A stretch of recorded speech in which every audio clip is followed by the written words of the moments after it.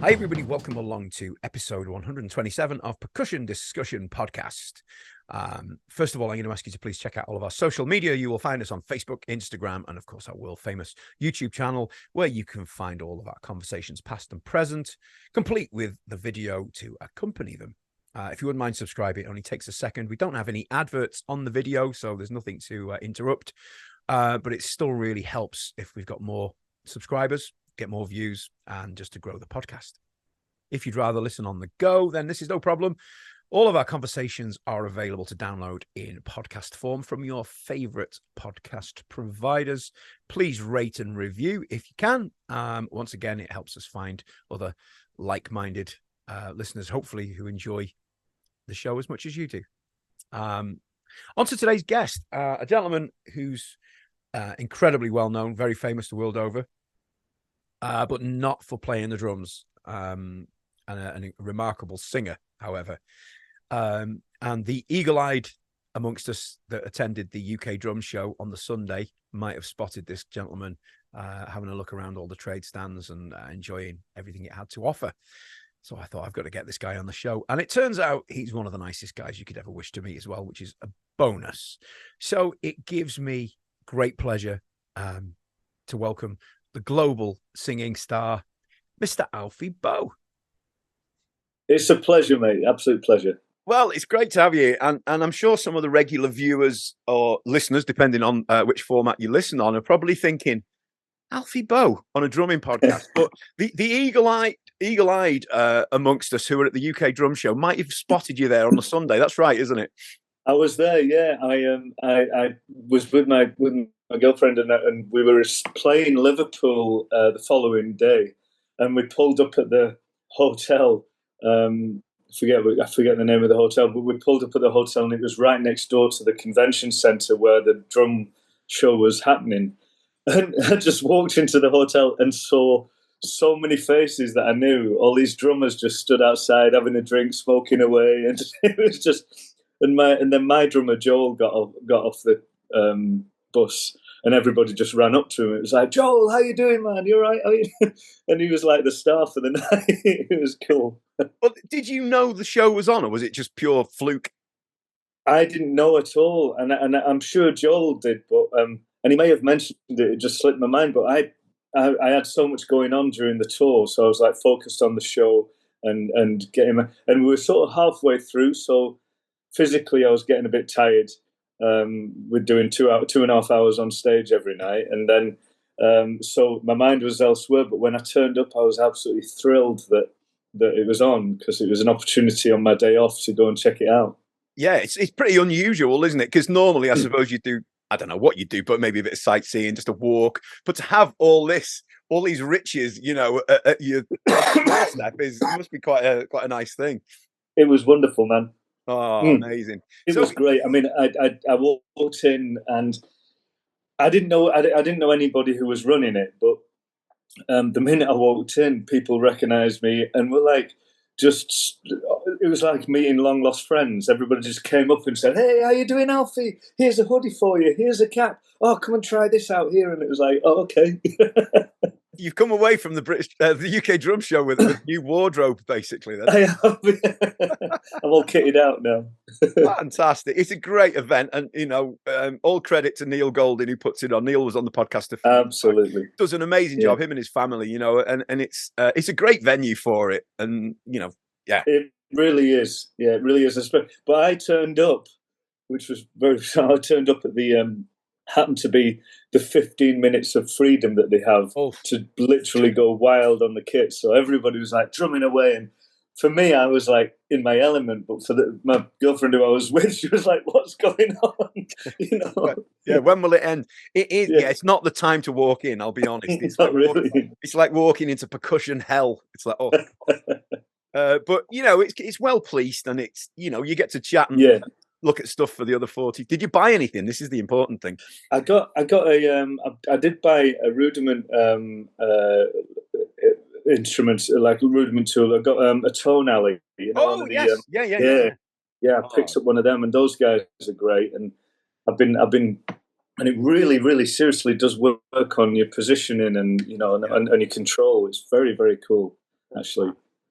But so obviously, everyone working it out now, and they're gone. Yes, Alfie Boe plays the drums as well. It's not a secret, is it? There's plenty of footage out there. So it's great that you're here with me. And you mentioned Joel before. Thanks to Joel Barford, who's obviously is your drummer. He is, put us in touch, and so thank you, Joel, if you're watching this. I'm sure you will. He's a good lad. He's a really good lad, and a talent. I don't know how long I'm going to be able to keep hold of him, because I know he's going to get snapped up. But he's one of the things about Joel. He commits. He really is a committed guy, and he's like a solid member of the band. It's like he's been with us for years now. Yeah, a monster drummer as well. He's been on the podcast. Yeah. He's phenomenal. And that's one. I mean, we tend to jump around on these a little bit, but obviously you got Joel in on board. How much say do you have? Because I'm sure you've got a musical director who you work with regularly, but do you have quite a say on who plays drums? Obviously, because it's unusual. The singer, the star of the show is a drummer as well. Do you have a lot of say in that? I do, yeah. I literally say yes or no, and it's between me and my MD. He'll suggest people. I'll go back and I'll do my research, Google them and YouTube footage and watch them and all that sort of stuff. And then I'll turn up at gigs they're playing and watch them. Really? Yeah, that's what I did with Joel, and I've done that with quite a few other drummers that I've used in the past. And the thing is with my music, because it's so varied, certain drummers suit certain styles and certain things. So I've gone through a fair few drummers, because I suppose I'm a bit picky being a drummer myself. I find that with music, whether I'm performing it, writing it, everything comes from rhythm for me. When I start writing songs, it's about the beat first. It's about the drive, the rhythm that gets me, and then we get the chords, then we get the melody, and then we get the whole structure. Then I do have a lot of say. And the thing is about finding Joel was that his versatility is extreme. From jazz to rock, he can do it all. And if he doesn't know something, he learns it like that. That's the beauty of it. He's very clever. Oh, well, that's really interesting. And it must be quite daunting for a drummer coming into a situation like this. You're not playing small gigs, are you? Let's be honest. No. Big lengthy tours. Oh yeah, your gaffer's a drummer as well. It's the one thing you don't want, isn't it? I mean, it's bad enough having an MD sort of not criticizing, but critiquing, shall we say. I know what you mean. But when you got the main man looking around going, I'm not sure about that. So are you happy? Are you comfortable to say to whoever's playing drums, not sure about that, Phil, or not sure about that, whatever it might be? Are you happy to go and say, can you change it, or can you try it this way? I have to, yeah, because it's my name on the poster, and it's how it makes me perform. I actually say to my drummers, you're driving this for me in my way. The guys that are on guitar, the guys that are on keyboards, they're doing their thing, but because I'm so rooted in the rhythm, you drive the show for me. You get me dancing, you get me singing in a certain way, you get me performing like this. And so forgive me if I say anything that might be a bit insulting, but I have to get to the point, and I have to say what I mean for the benefit of the show. And 9 out of 10 times I've had drummers that have been very accepting of that, and have taken the advice and then actually turn around and say, you know what, that was actually a really cool idea. That was really good to have done this. It was really good to have done that. And it's only, I'm always pushing for more with my drummers. I'm always like wanting them to go really far and then a step further. So I drive them, I think, with the enthusiasm to really push themselves into an extreme. And Joel will probably agree with me on that, and tell you that I don't mind admitting I'm a bit of a taskmaster, but that's the way I've worked for years, and how my shows are. Yeah. Well, Joel has shared footage before now, and him playing like solos and bits in songs which are really drum heavy. And I was thinking, yeah, that's cool. You can get on a gig like this, you can get away with that. But obviously, it's not getting away with it, because if you're encouraging it, then even better. It's a dream gig, isn't it? Yeah, yeah, absolutely. And what happens is when I'm on stage and Joel's knocking it out and he's going wild, and I turn around and I smile at him, wink at him, thumbs up, rocking on, you know. The enthusiasm goes through the roof, and he just goes further with it. And so it is important to praise your musicians. Yeah. Let them know when they've done something outrageous and fantastic, because it then just drives them on even more, and everybody's having a good time. I'm not the atmosphere within my band isn't pressured. It's not a fearful environment to walk into. It's a real friendly, everybody wants everybody to do well. And if mistakes happen, things go wrong, fair do it. It's fine. It's live, a live show. It's live music, and we don't do it the following night. You know, we learn from it. And more often than not, if something does go wrong, we end up just laughing about it rather than being angry, you know, and I think that's the best way. But that's amazing to hear, because there are many gigs, many of which I've done myself, where you're not really allowed to flex your musical muscles. You play what's on the part, and that is it. You stick to the dynamics. You don't do anything else, and you're a bit tired, and you just get on with it. And it's a bit of a chore. The fact that you can, stretch your legs a bit. Yeah, that's amazing. Well, I said to Joel, we have a number of charts for some of the musical theatre stuff that we were doing. Some of the repertoire that I did with Michael Boe, and so he was working off some charts, and I just said to him, you know what, man, those charts, I said, it's fine. I mean, that's just the skeleton outline of what I want you to do. And he said, really? And I said, yeah. Just look at it. That's the basic structure. When you've learnt it, turn the iPad off and do what you want. That sort of thing. Oh, that's the dream. It's the dream. It's nice. You've got your basic framework. You've got where it starts. This is where it stops. It slows down here. Apart from that, do what you want. The world's your oyster. Yeah. That's fabulous. Yeah.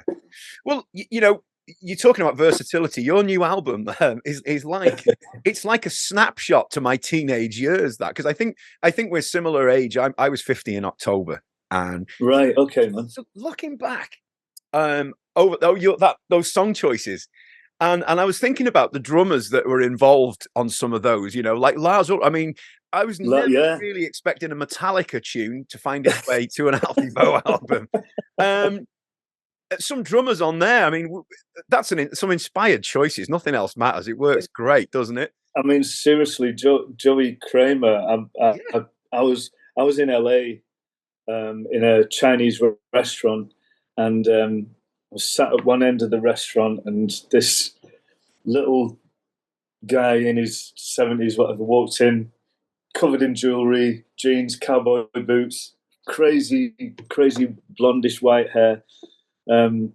Smoke ridden hair, It was like he walked in, sat with his missus, bless her, God bless her, she's passed away now, but sat with his wife, and I thought, I can't believe it. That's Joey Kramer. That's Joey. I've got to do something. So I pulled over the waiter. The waiter said, "Can I help you?" And I said, "Yeah. See the couple in the corner over there? I know they're drinking some sake. Could you put their drinks on my bill, please, and bring them over a couple of glasses of champagne?" So they did that, and I just sat there, carried on eating my dinner, and all of a sudden this figure just walked to the side of my table and held out his hand, and it was Joey Kramer, and I was like, "Yes, man!" And it was like, and he just said, "Thank you for the drinks, man. That's really sweet of you. That's really nice. Thank you so much." And I said, "Man, I'm a big fan. In awe of you." I said, "You've been listening to your drumming for years. Really nice to meet you." And what a legend! Oh, just amazing. I mean, there's weird stuff going on at the moment. I know he's not playing with Aerosmith at the moment, and there's all kinds of No, weird things going on. But he's got all those classic parts there on those classic yeah, songs for you. yeah. But I was looking at the drummers. I mean, Mickey Curry with Brian Adams. Oh my goodness, I know. And I wasn't aware. I know it's Denny Carmassi who played on the Whitesnake tune. Yeah, A lot of people think it's Tommy Aldridge. I know Tommy did all the live stuff. yeah. Tommy's been on the show as well. He was a great guest. But yeah, I was looking back and I was like, I wonder, is that kind of, well, Steve Smith, another one. Is that kind of a snapshot to your kind of musical upbringing, or is it just something? No, it's actually from the heart. This one, it wasn't just like, oh, you know what, I'm going to record a rock album now. This is something that I was wanting to do. Matty, probably 25, 28 years ago. Wow. Seriously, right at the start of my recording career. I wanted to show people the similarities between classic rock music and good classic ballad rock music, good solid songs, and classical music, because that was where I grew up. That was where I did my training. Was as an opera singer. But how I grew up was listening to not just classical music in my dad's record collection, but it was listening to from one extreme to the other, like Buddy Rich and Gene Krupa in Glenn Miller's bands and all that sort of stuff, and Tommy Dorsey, all those swing jazz drummers and big band drummers, and then it moved on to, I started. I think Roger Taylor with all his Queen repertoire, not the modern stuff, man, like the well known stuff, not Sheer like Heart Attack era. Exactly, Sheer Heart Attack, Night at the Opera, all the little symphonic nuances that he would come up with percussively. I was fascinated by, because that was that same sort of approach to that music was definitely referenced in classical music too. And so I wanted to try and make an album that showed that as an example with these songs. We could have gone deeper, but for this first album, I wanted to do pretty much songs that everybody knows. Yeah. Keep it simple, keep it easy, keep it not where people have to think too hard. Just they know these songs, they know they've heard them a million times, and they know what feeling to get from that sort of thing. People like what they know. It's a simple fact, isn't it? Exactly. Yeah. And no, it's just great to see. And I was just thinking about the drummers that have played on these songs, thinking, this is just amazing. And so, well, let's go back to kind of your childhood. Where did drumming or drums? Where did it catch fire? Was it before the singing, Alfie? It was well before the singing. Yeah. Well, I mean, I was singing as a little kid around the house, and then once my voice broke, I was about 13 years old when my voice broke. And I sort of developed the voice that I have now in a way. I was still able to hold a tune. Didn't know how I was doing that. But the drumming element started for me when I was, I don't know, 8 years old, 7, 8 years old. I got a pair of drumsticks. In fact, the story goes, I'll tell you the story. My mother tells this story, and she was pregnant with me, and she was sat in the living room watching the movie The Glenn Miller Story. And there's a song that Glenn Miller plays called American Patrol. Know it well, yeah. And in the middle of it, it's got like a bit of a jazz solo, and it was Gene Krupa who played it in the movie. I think that was it. It was either Gene Krupa or something. But she was pregnant with me. But when it got up to that point in the movie where Gene started firing up and going into the solo, my mum started spasming because I was kicking inside. And she said, you kicked a cup of tea that I was resting on my stomach off her belly. because I could hear the drumming going on. So she said, you were dancing in the womb before you were even born. Impressive. You were drumming in the womb.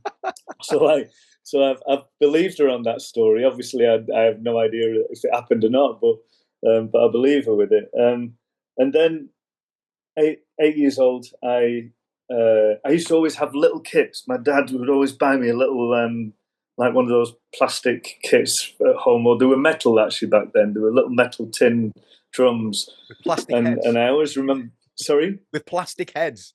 With plastic heads. That's right. Yeah, Yes. plastic heads, cymbals the size of saucers. Yep. You know, and that sort of thing.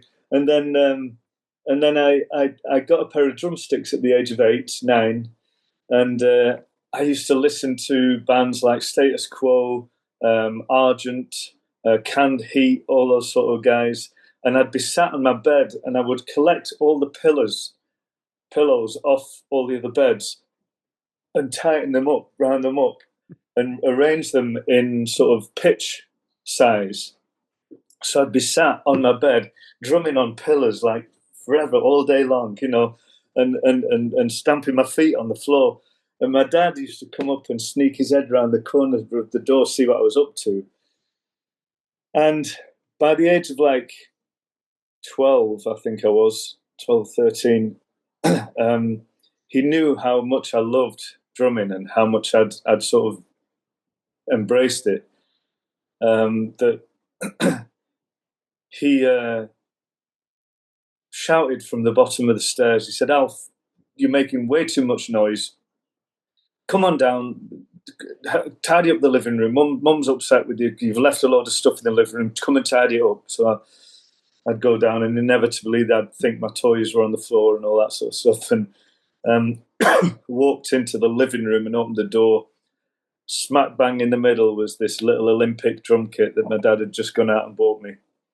Wow. And I was like, I can't believe it. And it was this beautiful. It was a beautiful little Olympic 3-piece, white shells, just gorgeous. And stupidly, being a teenager, I sold it for a bigger kit. Yeah. And it was like, because it cost 150 quid. I wanted one that cost me 250 quid, and I got another one for that. And it was like, and I cannot find that kit anywhere. If I could find that kit, I'd pay anything for it right now. We've all just done to have that. Yeah, man, I'm sure. You don't think at the time, do you? How sentimental you don't. Be? You're just foolish at the time. But.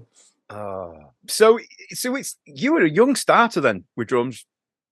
I was, man. Yeah, I was, and it was just listening to the rock music, listening to those beats and the drives and the rhythms that I just found amazing and fascinating, and just gave me such energy. And that's what happens with me now on stage. Still, you know, the minute I hear a drum beat, I start dancing. Even at the age of 50. Nothing wrong with that. If Mick Jagger can do it, then so can I. Yeah, well, you've got a good while left if Mick Jagger's still doing it, you know. So you think exactly. You're all right. Exactly. So did you, obviously at that age, so what age were you when you got the kit? Were you like 8 or 9 then, did you say? I was about 12 when I got the kit. And did you go for like the usual lessons in school or out of school and that kind of thing? I had a couple of lessons from a guy who was a drummer in a local band called the Unknowns, and he was a really, really nice fella, and he gave me my first practice pad, and it was a plank of wood. He literally sawed off a plank of wood, planed it off, and he said, "Here, take that home. You can practice your rudiments on that." And that was it. That was what I practiced all my paradiddles and my rolls on a plank of wood. And he was a great teacher, great drummer, and I learned a lot from him, to the point where I got asked to work in some working men's clubs in Blackpool, drumming with a keyboard player and backing singers, playing for the local gang show, you know, and local music theatre shows and all that sort of stuff. And the guy that used to play for all of those shows was retiring and sadly passed away, and his wife gave me his drum bag, his stick bag, right. and I still use that. Oh, fantastic! Still use that bag. Yeah. So, did you learn to read? Obviously, if you're doing these shows, some involve dots, some don't. Did you learn to read at that age? No, I never did actually. I just instinctively just listened to the tunes that needed to be played, and just memorized them. Just played them like that, really naturally. Sure. And it always seemed to work for me. I didn't read in the clubs either, which was probably frustrating to a lot of keyboard players. But I was the Hammond organ players. But I loved it. I just thought. I feel that sometimes you're a bit hemmed in and limited with dots. Yeah. I think drumming is a very natural and imaginary thing to do. It's a very creative process. You can change your direction like that, I think being inventive and creative with your playing is more interesting than just 4 on the floor and that sort of thing and sticking to what's written for you. And that's probably, again, very naive of me. And I know that sometimes you have to know when you have to lock in with the band and when it has to be overplaying. When you're overplaying, then you're doing something wrong, I suppose. You've got to know when to hone it in and when to let go. And that just comes with experience, I think. Well, you said before about, you mentioned then about being hemmed in, but you mentioned earlier on in our chat that you gave Joel carte blanche. You said, look, there's the chart, but just do what you want. That's, exactly. You obviously practice what you preach, which is nice to hear, Thank you. So, obviously you've done the clubs and stuff. Did you ever get to see Eric Delaney in the Tower Ballroom by any chance? Eric and me did a gig together. I can't remember what gig it was, but it was like a little variety show, and I was an amateur singer. I'd tell you who it was. I'd just been part of this talent contest in Blackpool as a singer, and at a place called the Talk of the Coast at the Viking Hotel. Know it, yeah. And I used to go there every single weekend and take part in this talent show. And then once I'd done that, I used to go and perform there regularly as a little 10, 15-minute spot, get up in between the other acts and that sort of thing. And the guy that took me on for a little bit to sort of try and put me out there and put me in front of people's faces was Stu Francis. Do you remember the Crackerjack and all that? Well, me and Stu are really good mates still, and he helped me out and put me on a few little local variety shows, which would include old time comedians like Jim Bowen and Frank Carson and people like that, and local singing acts, and they asked me to come along and perform as well. And Eric Delaney was doing his show on the show as well, so he was like he had all these kit everywhere. It's just ridiculous. Timps and everything. Timps and the whole lot. But what a drummer. Really cool guy. And I couldn't believe I'd actually met him, worked with him as well. Lovely fella. Oh, so do you still have a kit that you can call your own that you can play on, or do you have a space you can play in? I've got 3 kits at the moment, all in storage at the minute. But I did have a huge music studio when I lived in the Cotswolds, but life's turned around a little bit, and I'm on the road and traveling in London and gradually getting myself another home where I'm going to build another studio for everything. And but I've got an old velvet AOX kit, which is beautiful. I've had that for many years now, probably nearly over 20 years I've had that. I've got a big beat Gretsch kit, three-piece Gretsch. Lovely. And I just commissioned one of the last mahogany kits to be built. Is a Craviotto. Oh, oh, now we're talking. Yeah, so I've got a Craviotto, which is beautiful. Oh, Sounds awesome, steam bent shells, and it's a stunning piece. and as far as sizes for drums go, getting geeky now, I know, but do you have a particular setup that you like a go to thing for you, size wise? Yeah, I mean, I don't go to the extremes. I think you can get, like, especially people think, oh, I need a massive big bass drum to make a massive big sound, and you don't really. I mean, it's just when people saw those big band players like Gene Krupa and Buddy Rich, and and all those sort of things, and John Bonham with his big Led Zepp 26-inch bass. It was like, the reason why they were that big was because they were marching drums that were used back in the day for jazz drumming. It was like these.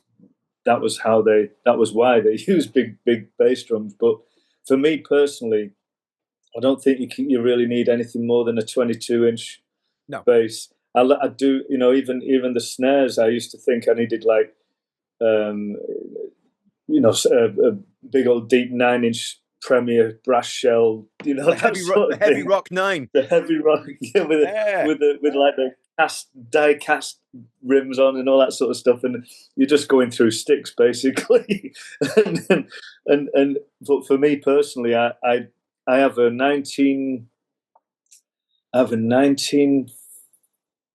what is it, 1934, I think it's 34, 36, 13-inch Ludwig shell, and and you change the head on it, and you can smell the history. The wood's like just seeping music, and it's gorgeous little sound. And then I have the supraphonics and all that sort of stuff, but my Craviotto shell that I've got, my Craviotto snare, love it. My AOP snare, I really, really think that's sweet. That's beautiful. But yeah, and sometimes I mix and match. I don't stick to the brands. I sort of mix up the sounds, mix up the drums, just to have a laugh. Absolutely. The thing is, there's no rules. If you're endorsed by somebody, you need to be seen using their product. There's difference, isn't it? But yes, exactly. There's no real rules in drumming. No, exactly. It's so funny. It's so funny. I was on tour with Joel, and we changed the drum head on the front of the bass to have my logo and my name on it, my initials. And he said, "I know we're going to be seen on camera and some film and pictures and all that. I've got the Gretsch drum representative coming to see the show, and I haven't really got Gretsch name on display." I said, "Could we put it?" He said, "Could I put it like just a tiny little sticker just on the front of the head? Could I put it right at the bottom where, so it's not in the way of the logo?" I said, "No, you can't. You can put it right on the bloody top." He said, "So everybody can see it." And he still put it on the bottom, and it was like, "No, Gretsch has got a bigger name than I have, so put it right on the top, man." They've certainly got an older name than you have. They've been an older name, one of the oldest, haven't they? So amazing. So tell me, was there ever a chance that it might have been drums rather than singing for you? There was a moment that I could have gone down that route and improved as a drummer and really gone for it. I was 14 years old, and I saw an advertisement in a music magazine, advertising a drummer wanted for brand new indie band, about to go on a national tour, and the band was called the English Roses, and the lead guitarist was a guy called John Squire. Oh, right, okay. And from this day on, it's like, was it the same John Squire that I think it was? And I turned up to this hall in Preston, and got me a little kit out that my dad bought me, and we'd bought some new cymbals and some nice little like paste cymbals and all that. And And instinctively, I started playing with this indie band, and I didn't have a clue of the music. He said, we're not going to tell you anything about these songs. We just want to see how instinctive you are and what you produce. And I said, fine. So that's great. So I'm a 14-year-old kid listening to this three-piece, it was just a bassist, keyboard player, and guitarist. And I was rocking away, and I was just loving it and in my element, and I was just filling and bang. It was a wonderful extreme moment for me, because I really felt connected for the first time in something that I felt I was pretty decent at. And looking back now, if you listen to that, you'd probably think he's a pile of shit. But but at the time, it felt good to me, and it was filling me with such energy and confidence. And then I got a phone call saying that they wanted to offer me the job with the band, right? And they were going to go on a UK tour supporting the mission. Wow. Okay. And it was fabulous. I thought, wow, this is great. This is great. And I said to my parents, and they said, you're 14, son. You've got your exams to do. You've got your schooling. It's not really the right time, but that opportunity will come again. And it's just not the right time. And I said, oh, okay. So I had to say no because of school and only being 14, and quite rightly, I think. I don't blame my parents for that, but I would have loved to have done it, and that would have been, I think, the moment that would have defined me either as a drummer or a singer. And I think the band, the English Roses, disbanded, and then all of a sudden on the scene came the Stone Roses. That's amazing. So, isn't it incredible though? That could have led down a whole different path. Really could have done. Yeah. We might have sat here talking today, but it'd be like, what do you mean singing? Singing? Yeah, exactly. Yeah, I used to sing as a kid, and now it's exactly. That's why that's why I do these things. Yeah, nuggets like that where you go, wow, that's just amazing. It's a sliding doors moment, isn't it? It's like, could have gone down that road, went down that road instead, and I'm very happy with where I am. But I would still like I love the way Rick Astley has done this, is where he combines the two, and he really has his two projects. He does his own singing vocal music, and then he goes and has his little ska band as well, which is fabulous. Yeah. I like the way he does it. So I'd like to try and do that myself now. Well, let's hope you do. I mean, who are there drummers around at the moment that you really like? I mean, there's so many about. It's hard to pin some down, isn't it? Any particular?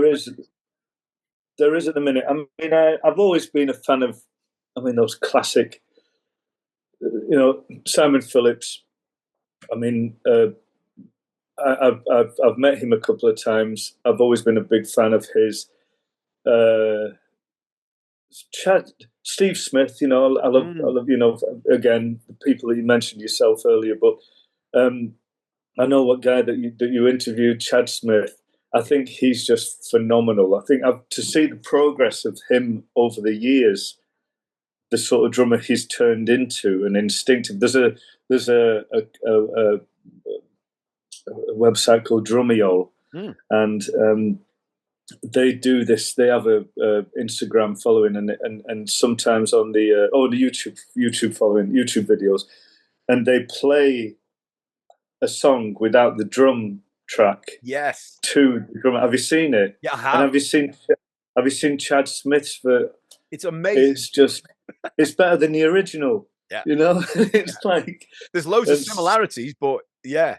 Yeah, exactly. The way he embellishes the moments that are in the song that are very similar, the way he plays them blows my mind. Well, I've spoken to a couple of drummers who have done that.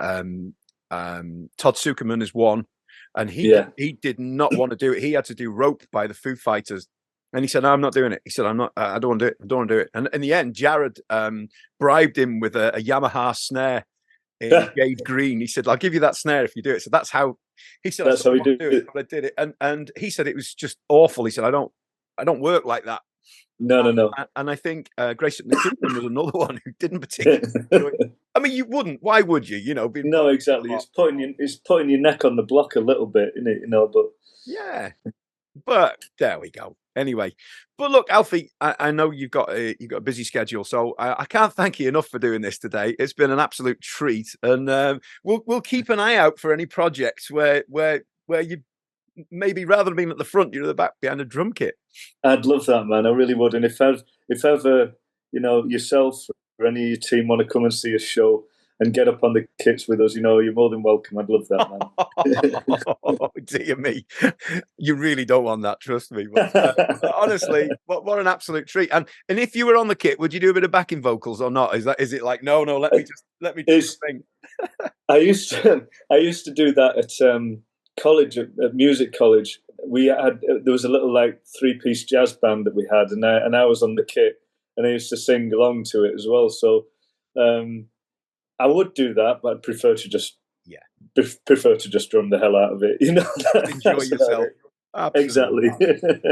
Honestly, Alfie, what an absolute treat. Thanks for doing it. I really appreciate it. Cheers, mate. It's a pleasure, mate. Thank you so much. Take care. See you soon. Bye-bye. Bye.